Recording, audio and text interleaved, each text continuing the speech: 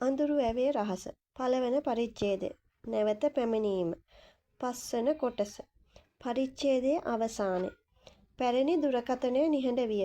නිවස පුරා ඇසුනේ වැස්සේ හඬ සහ පැරණි බිත්ති වලින් හමන සුළඟේ මිසිලි හඬ පමණි.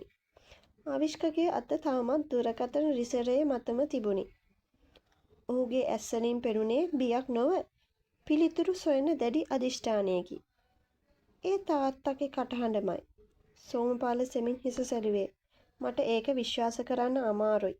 ඒත් මේ ගමේ සමහර දේවල් වලට සාමාන්‍ය පැහැදිලි කිරීමක් නැහැ.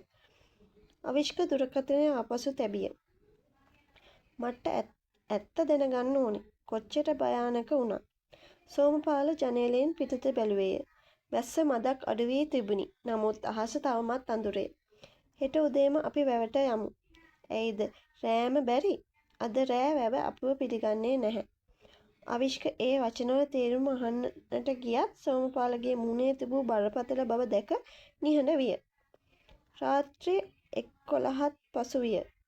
සෝමපාල සෝපාව මත නිදා ගැනීමට සූදානම් වූ අතර ආවිෂ්ක තම පැරණි නිදන කාමරයට ගියේය. කාමරය පුරා දූවිල්ලේ සුවඳය. කවුළුවෙන් පිටට පෙනුනේ අඳුරු ගස් පමණි. ඔහු ඇඳ මත ඉඳගෙන පියාගේ ලියුම නැවතත් කියවන්න පටන් ගත්තේ.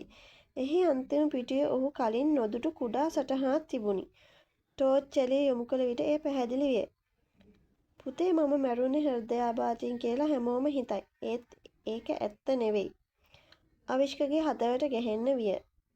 ඔහු ඉක්මනින් ඊළඟ පේලිය කියේ. කවුරු හරි මේ ලිපිය කියවන්න කලින් මාව හොයාගත්තොත් සත්‍ය මාත් එක්කම වැළලෙයි.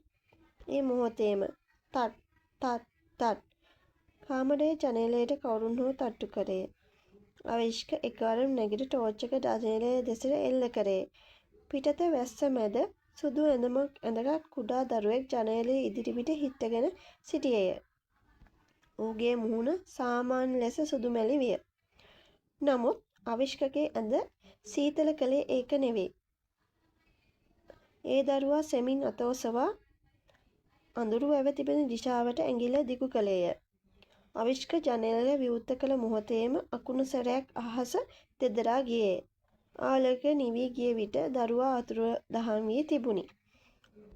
ඔහු සිටි තැන මඩ මත ඉතිරිව තිබුණේ කුඩා අඩිපාරක් පමණි. නමුත් ඒ අඩිපාර නිවස දෙසට ආවා මිස ආපසු ගිය අඩිපාරක් තිබුණේ නැත.